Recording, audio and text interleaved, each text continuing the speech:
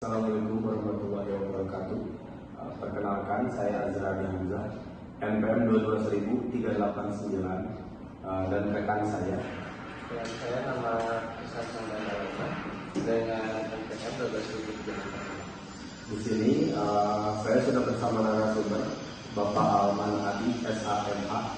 Beliau adalah lawyer yang cukup terkenal dan salah satu dosen di Fakultas Hukum Universitas Pasundan. Kami ini akan memberikan beberapa pertanyaan Bapak kepada Bapak. Langsung saja Pak ya, masuk ke pertanyaan yang pertama. Dalam posisi Bapak sebagai pengajar atau pengemban hukum, apa makna perancangan kontrak bagi Bapak? Maknanya sebenarnya penting dikuasai terpelajari oleh mahasiswa, karena hukum kontrak itu semua sudah mencakup keinginan para pihak di dalam itu. Sebelum penyelesaian itu dengan kontrak tentu dirancang dulu kontraknya, diakomodir keinginan para pihak, baru dimasukkan ke dalam kontrak itu. Maknanya apa? Maknanya sebuah penting. Pertanyaan selanjutnya Pak, di Universitas Pasundan mata kuliah perancangan kontrak wajib diambil semester 4 tanpa sebelumnya dibekali terlebih dahulu oleh mata kuliah hukum perikatan atau hukum perjanjian, dan hanya mempelajari hukum perdata sebanyak 3 SKS. Apa komentar Bapak mengenai masalah tersebut Bapak? Komentar saya simpel ya. Jadi kalau memang semester 4 ini wajib, tapi sebelum masuk ke kontrak harusnya hukum perikatan dulu mestinya, karena secara teorinya itu grand teori ya, kan bicara grand teori itu ada hukum perikatan. Jadi grand teori dulu dipelajari baru masuk ke hukum kontrak dulu. Dasarnya harus ada dulu ya Pak ya. Nah, harus ada dasarnya dulu di hukum perikatan baru masuk ke hukum kontraknya. Jadi mestinya sih di keempat ini dua-duanya diwajibkan. Harusnya diwajibkan. Hukum perikatan masuk dulu baru hukum kontrak. Menurut saya di semester kemarin tidak ada hukum perikatan. Ya, makanya di 3 SKS hukum perdata itu kan sebenarnya dari semua disebutkan ya. Ya kalau misalnya dalam perjanjian itu 13-20 KUH perdata harus dipenuhi.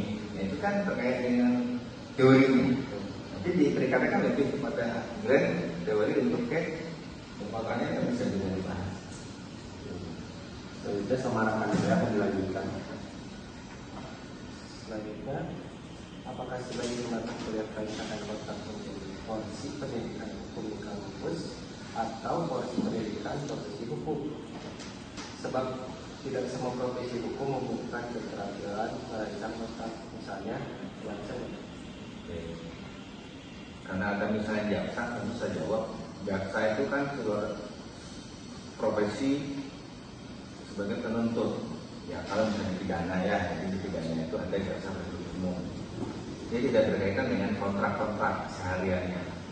Dia tugasnya menuntut, ya mendakwa dan menuntut.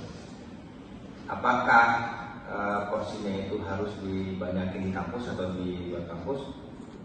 Tentu kalau di kampus ini kan bicaranya kan teori, ya bicara teori. Pada saat nanti sudah masuk ke praktek hukum atau mungkin sebagai pengacara, itu sudah harus banyak gitu, belajar. Nah, makanya apa yang dia dapat di kampus kan itu yang didapat Di luar kampus itu prakteknya, karena banyak ketemu dengan orang, banyak ketemu dengan klien, banyak ketemu bersama praktisi hukum. Jadi itu ya porsinya harus dibanyakin aja di kampus dulu. Nanti pada mahasiswa akan mengingat bahwa saya pernah pelajari ini dari kampus. Pertanyaan terakhir, dalam bidang hukum perjanjian atau hukum kontrak, apa yang sebaiknya dipelajari oleh calon pengemban hukum yang dirancang oleh tersebut dari kualitas, melainkan hanya bisa didapatkan dalam kasus hukum? Banyak ya. Di kelas ini kan bisa teori. Teori ini kan kalau hanya bicaranya mungkin hukum perancangan kontrak ini kan hanya 2 SKS, terbatas untuk mempelajarinya. Mungkin bisa didapatkan banyak pada saat sudah ada di lapangan.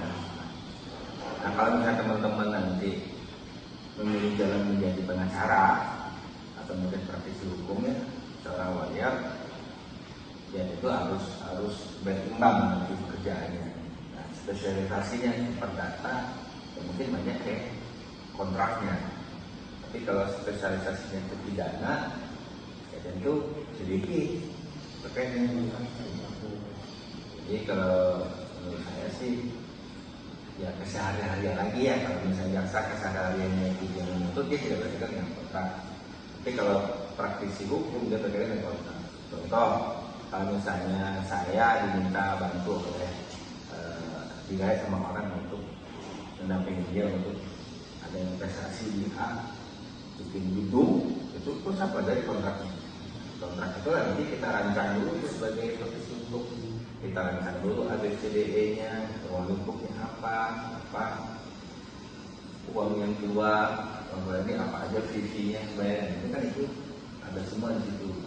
Di maksud saya, ya harus dipelajari di kampus juga. Kalau mau jadi jaksa itu ya tidak mencapai lagi. Perdatanya kan gitu ya. Gitu. Jadi ya jaksa tidak. Kalau pribadinya mungkin iya ya. Pribadinya dia bisa diminta tolong sama keluarganya. Bro, gue minta dong bantuan lu nih bikin kontrak. Itu bisa saja, bisa pribadi, tapi bisa dapat pekerjaan atau profesinya tidak kontrak yang berbeda. Terima kasih Bapak, terima kasih banyak untuk jawabannya, sangat memuaskan Bapak. Sekian yang bisa saya sampaikan dan Bapak Asman disampaikan. Mohon maaf jika ada kesalahan. Assalamualaikum warahmatullahi wabarakatuh. Waalaikumsalam warahmatullahi wabarakatuh.